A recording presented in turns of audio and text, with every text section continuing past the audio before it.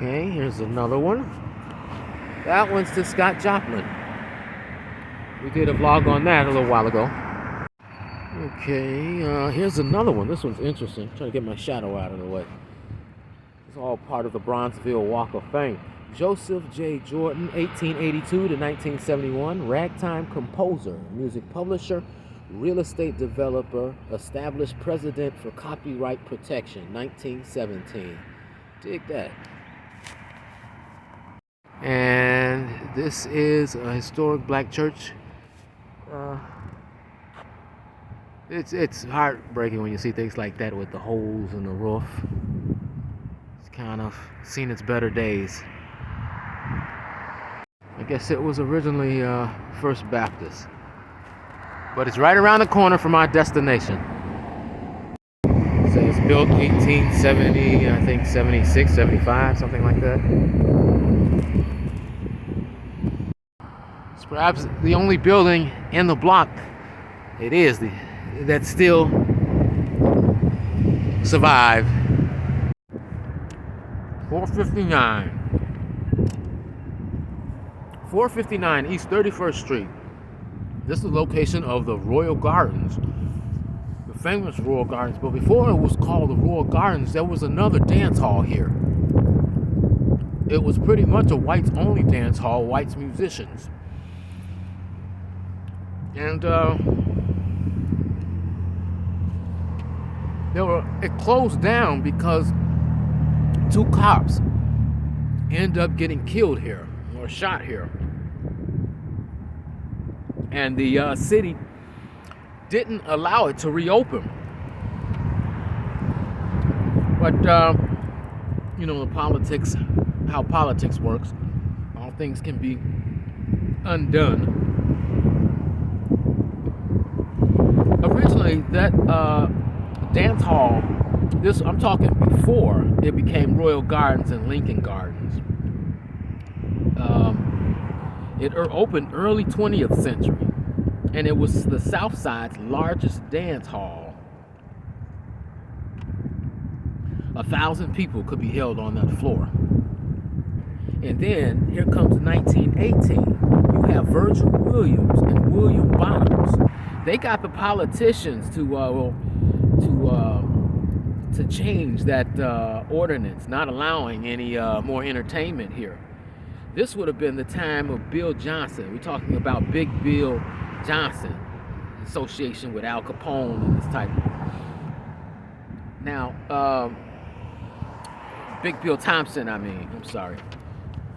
The mayor of Chicago. This would have been around that time in the early 20s. Now, in 1918, when Virgil Williams and William Bottoms kind of took over this place and reopened it, they reopened it as the Royal Gardens. And Bill Johnson, original Creole band, would have been their first entertainment, very early entertainment. And Bill Johnson came to Chicago in 1915. And for a little bit about Virgil Williams. Virgil Williams also started the Royal Gardens Motion Picture Company. In this motion picture company, they trained blacks in photoplay production and movie making. Now, they produced 3 films by 1920. And they also produced a sort of newspaper, sort of like what we have, The Reader, where they advertise the clubs and who's playing at the clubs, this kind of thing. And that was a little paper called The Whip. And both men produced that. And like I said, originally, after 1918, it was called the Royal Gardens. And this would have been the spot that King Oliver started playing when he got to Chicago. One of the locations, anyway. Now, King Oliver Creole Jazz Band, this was their residence. They took residence here as a house band in 1922 to 1924. Now, there was a fire in 1924, and it was renamed Lincoln Gardens. I'm sorry, it was named Lincoln Gardens in 1921. It was sold to Mrs. Florence Majors. And in 1924, there was a fire, and then it reopened as the new Charleston Cafe. In 1925, it became Café de Paris, closing ultimately in 1927. Now, like I said, Big Bill Thompson, he was the mayor at that time, issued license to whoever he wanted. Interference was left to these jazz cabarets and they to the feds, who were overburdened, trying to close down and liquor prohibition at this time. You had 134 prohibition agents working out of Chicago, and they had not only Chicago to deal with, but also I believe it was Iowa and Wisconsin. So they had their hands full. So this place would have been raided just like many of the others. This place also ultimately was bombed in 1927, and that led to its ultimate closing. Gang warfare was attributed. I didn't read any information about which gang or anything like that, but obviously Chicago had a lot of gangs going on. This would have been the time of Al Capone, prohibition, drinking. But look what I found. Stones that would have been in that vacant lot. Maybe they would have been part of Lincoln Gardens or Royal Gardens. We are. The old church there.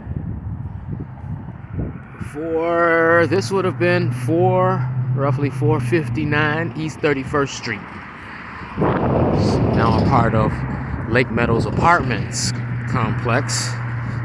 It's a vacant building there, nice building. But this is the address that it gave me. This would have been